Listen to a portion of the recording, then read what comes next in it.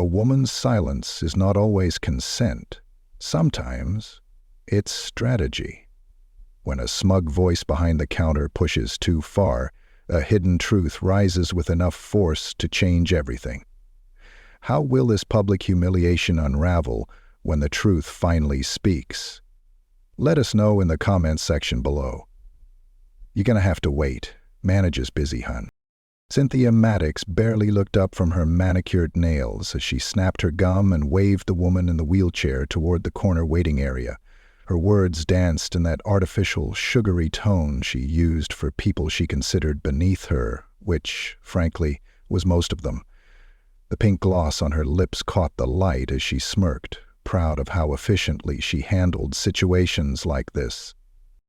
Cailee didn't flinch, didn't blink. She simply turned her wheelchair slightly, just enough to face Cynthia directly. There was no fury in her eyes, just the kind of quiet calculation that made people nervous if they knew what to look for. But Cynthia didn't know. She saw a wheelchair, some box braids tucked under a plain denim cap, and a scuffed canvas bag across the lap. What she didn't see was a Harvard law degree folded neatly inside that bag, or the key card tucked just behind it. Cailee said nothing. She didn't need to.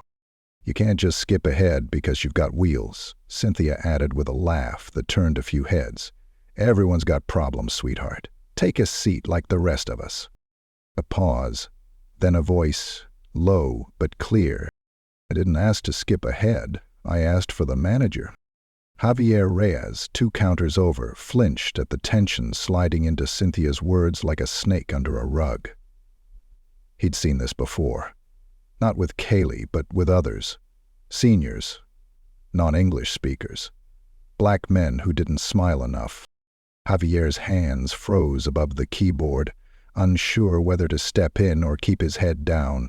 He looked at Brian, the security guard by the glass doors, but the man was scrolling through his phone, oblivious, or pretending to be. Cynthia leaned forward now, her smile tighter, more forced. I'm the one who handles issues before they go to the manager, so like I said, sit. Or come back another day. Cailee tilted her head. Is that policy? The question wasn't aggressive, it was almost polite, but the way Cailee asked it, sharp, clear, unshaken, cut through the air like a paper slice against skin. Cynthia blinked. Excuse me, she asked, voice sharpening.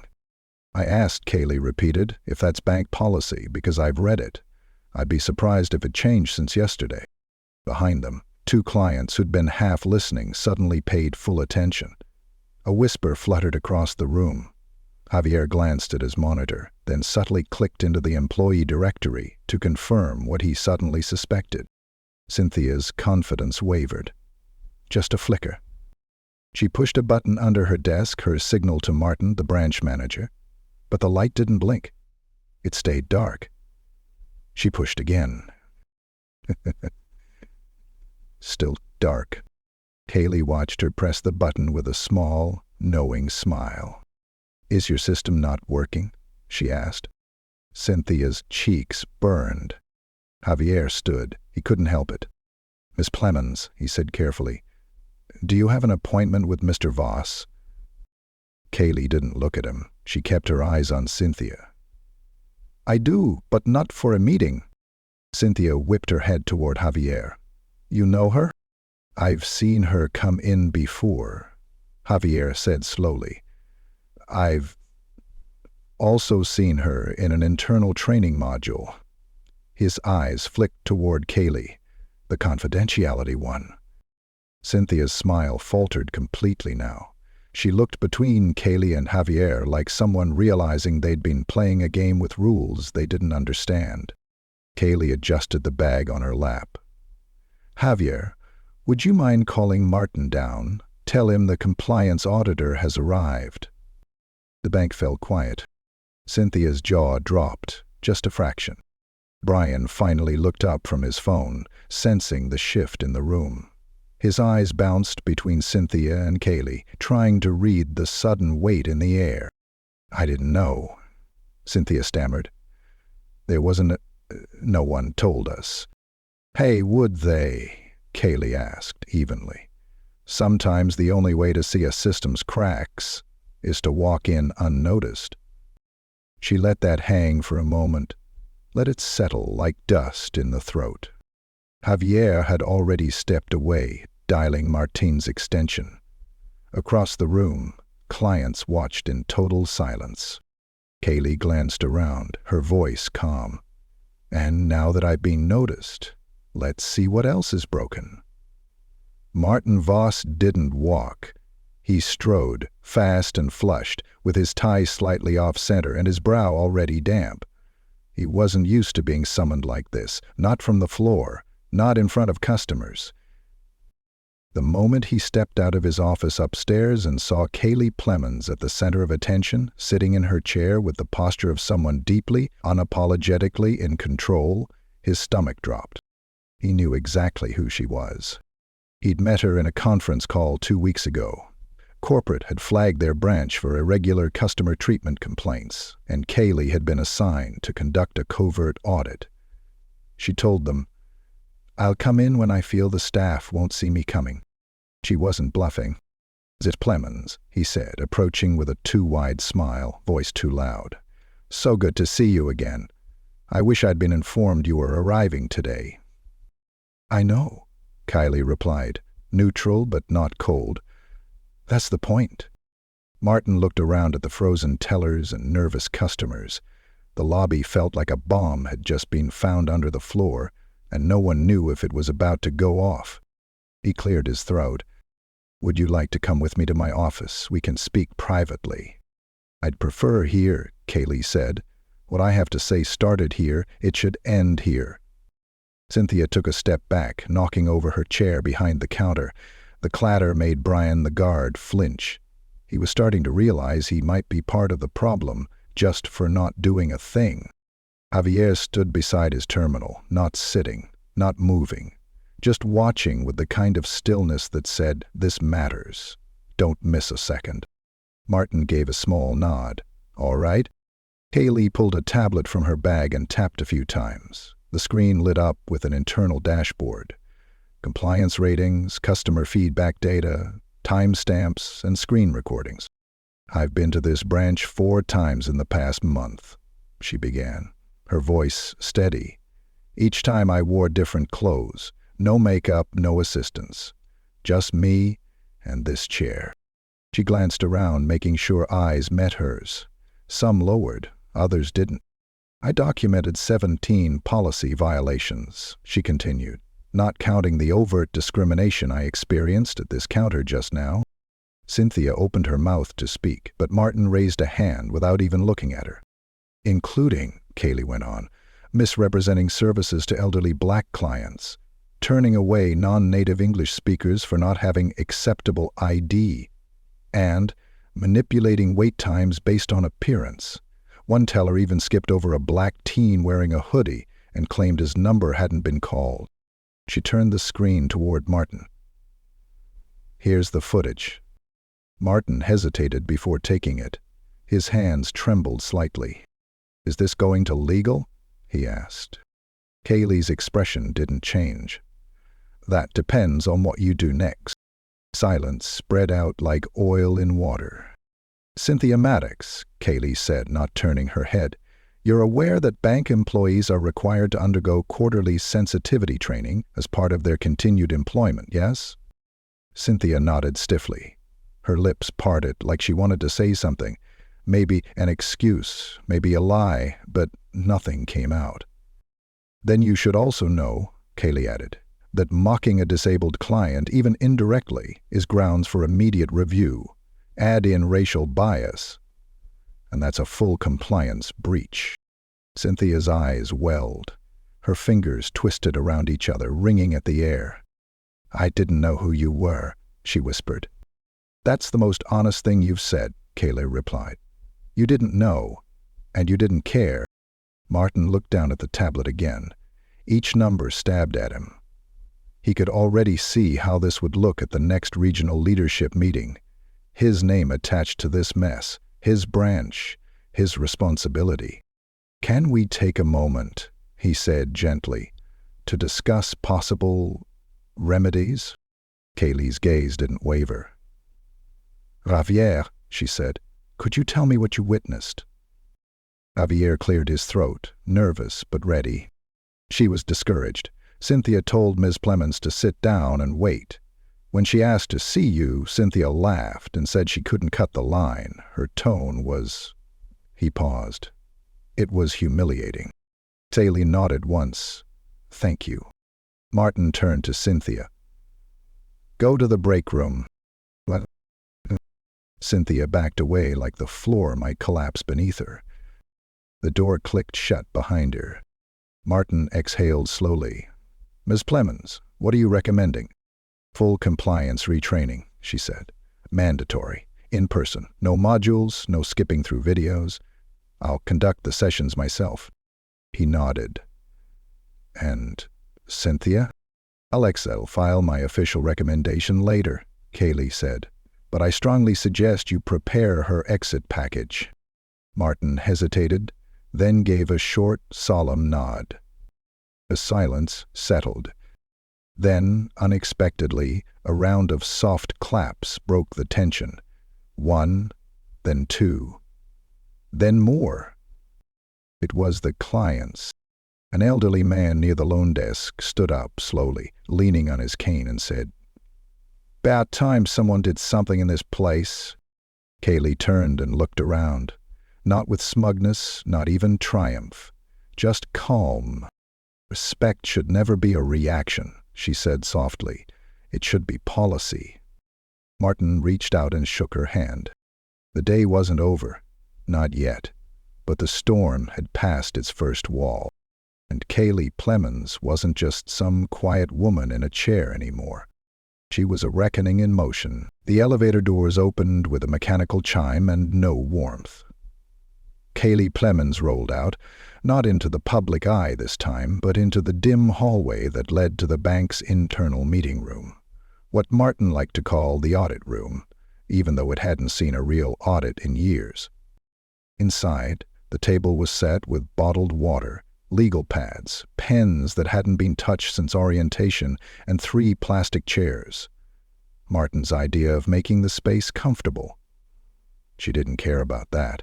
She only cared that every seat was filled. Javier sat near the end, posture stiff, his eyes flicking nervously toward the hallway.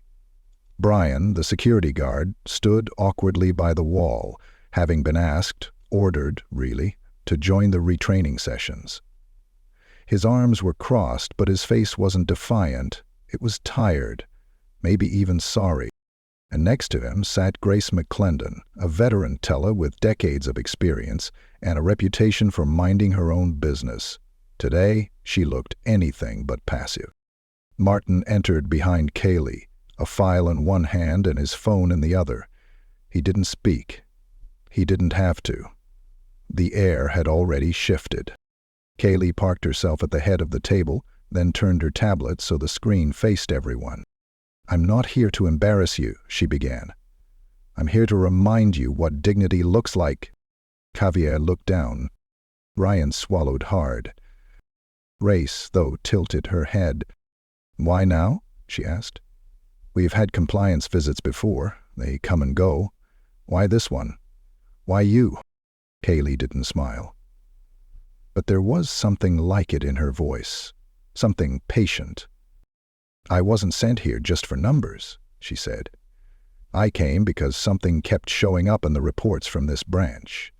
Patterns, words like dismissive, uncomfortable, unseen. And when a place becomes known for treating people like problems, it stops being a bank." Brian rubbed the back of his neck. "I don't make decisions from behind a counter," he mumbled. "I'm just here to keep things safe." "Define safe," Cailee said. The room was still. Is safe making sure no one robs the place, or is it making sure no one gets robbed of their dignity while they're here? He didn't answer. "Because I'll tell you what I saw, Brian. You were at the door every time I came in. Not once did you say hello. Not once did you ask if I needed help. And when Cynthia mocked me today, loud enough for everyone to hear, you didn't even look up." Brian's mouth opened, then closed. He had nothing. "I'm not angry at you," Cailee added. "I'm reminding you that doing nothing is a choice." Martin cleared his throat. "Let's go over some of the video footage now, just to—" "No," Cailee said. "No more watching from behind a screen. I want to hear what they saw, what they felt." She turned to Javier. "Well, let's start with you." He froze. "I didn't know who you were," he said quietly. "That's not what I asked." Javi nodded, ashamed. "I saw it," he admitted. "I saw Cynthia treat you like that. And I didn't say anything. I've seen her be sharp with customers before, especially ones who look like they don't belong here. I always told myself, that's not my fight. That's not my place." He looked up, finally, "because I didn't want to be next." Cailee let that settle for a second. "Now that you've said it," she asked, "do you still believe it?" Javier's voice cracked. "No." She gave him a slight nod and turned to Grace. "And you?" Grace exhaled through her nose, like someone preparing for something heavy. "I've worked here 26 years, she said, "and I've seen it shift. When I started, people greeted each other by name. We had chairs near the teller line for seniors to rest. Hell, we had candy for the kids." A sad smile touched her lips. "Now it's numbers and quotas."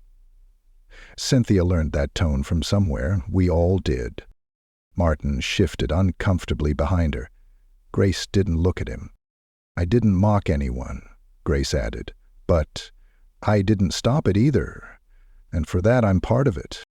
"Do you want to change that?" Cailee asked. Grace looked straight at her. "Yeah, I do."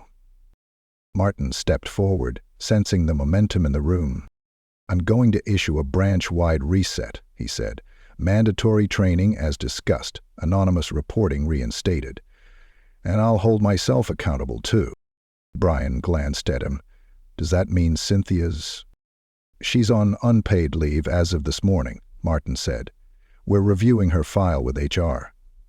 But this isn't about Cynthia anymore." Cailee tapped her tablet again. "No," she said. "It's not." The screen lit up with a new document. A draft policy. It bore her name and the company seal. "This is what corporate's adopting next quarter," she explained. "A dignity protocol. It starts here. We're piloting it at this branch." Javier leaned forward. "What's it mean?" "It means," she said, "that greeting someone like they matter isn't optional. It's measured, and it affects bonuses." Brian let out a breath, like someone who'd been holding it in too long. Cailee looked around the room. "You don't have to be perfect, you just have to show up human. If you can't do that, this isn't your place."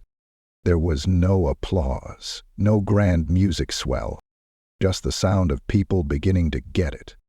And for Cailee Plemons, that was enough to keep going. The next time Cailee rolled through the glass doors of Silverpine National Bank, something was different. It wasn't just the lobby music, which had been changed from that corporate jingle loop to something softer, something with actual soul. It wasn't even the small updates. A new low-level counter near the entrance, a shelf with pamphlets printed in 3 languages, or the chairs moved closer to the teller's windows. It was the eyes. Every pair turned to meet hers with something new in them. Recognition, respect, and something warmer, too. Javier was the first to greet her. This time, he wasn't stuck behind the teller glass. He stood at the center of the floor wearing a new name tag, Customer Relations Coordinator. His smile was real. Nervous still, but real. "Ms. Plemons," he said, stepping toward her with an open palm, "can I offer you some assistance today?" Cailee gave him the faintest smirk. "You tell me." He let out a light laugh, and the tension cracked, not just in his shoulders, but in hers. "We're ready for you," he said, and motioned toward the back meeting room. No more being sidelined, no more break rooms or quiet corners.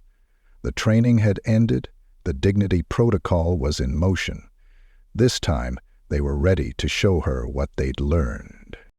She rolled past a group of waiting customers, 2 elderly women, a teenage boy with earbuds, a delivery man still wearing gloves. All of them nodded, some smiled. One of the women even leaned over and whispered to her friend, "That's her, the one who made this place better." Cailee didn't acknowledge it. Not because she didn't hear, but because she didn't need the credit. Inside the room, Martin stood by the whiteboard with a coffee in hand, and not a drop on his tie for once. "Morning," he said, stepping back from the marker. "We just finished prep for the community forum next week. You'll be happy to know we got RSVPs from the neighborhood council, 2 local pastors, and the disability advocacy group." "Impressive," Cailee replied, glancing at the materials laid out on the table. "This a peace offering." "It's a commitment," Martin said. "One we should have made a long time ago." She looked up at him, studying his face. He meant it. The lines around his eyes were softer now. Not from age, but from humility. "Good," she said, "because I've decided something." Martin's brows lifted. "I'm not going back to Boston." Javier, who had just stepped into the room with a clipboard, blinked. "What do you mean?" Martin asked. "I mean I'm staying in Silverpine, not just to audit, to work." She pulled a folded letter from her bag. It bore the bank's national seal and her signature across the bottom. "I pitched a regional outreach director role," she said. "Corporate signed off. Silverpine will be the flagship." Martin took the paper, reading over it quickly. "You'll be based here?" he asked. Cailee nodded. "This community needs more than a report. It needs rebuilding. You've got the bones of it. I've got the drive. Together, we might just make this place something people talk about for the right reasons." Javier's smile spread. "That's incredible." Martin held out his hand. "Welcome home, Cailee." She shook it. Later that afternoon, Cailee positioned herself near the entrance as customers walked in and out. Not to inspect, not to test, just to watch. A man with a thick accent walked in asking about opening a joint account. Javier greeted him in Spanish. Grace, at her window, now had a sign that read, "Patience is part of the process." Brian no longer sat in the corner staring at his phone. He stood near the door and opened it for an elderly woman with a walker. It wasn't perfect. It didn't have to be. But it was better. Cynthia never returned. HR accepted her resignation 2 days after the incident. No one cheered, but no one missed her either. In her place came a new trainee, Anika, young, black, fresh out of community college, nervous, but full of ideas. Cailee had already taken her to lunch twice, and Silverpine was beginning to feel like something it hadn't in a long time. A place of belonging. Just before closing, a child no older than 6 toddled through the door holding a worn, folded dollar in her small hand. Her mother followed behind, carrying a diaper bag and looking unsure. "Can she deposit it?" the woman asked timidly. Javier grinned. "Of course. First time?" The little girl nodded hard. "It's from the Tooth Fairy." Cailee smiled and rolled forward. "Then it's valuable," she said gently. "Let me show you where to put it." As they walked to the desk together, Grace leaned over to Javier and whispered, "Do you see it?" "See what?" he whispered back. "She changed this place," Grace said, her voice quiet with awe, "and none of us saw it coming." Javier nodded. "I'm glad she did." And from her corner of the lobby, watching the little girl beam as her dollar was placed into a brand new savings envelope, Cailee Plemons exhaled, not because the fight was over, but because something had finally begun. Something real and something lasting. And this time, the door hadn't just opened for her. It had opened because of her.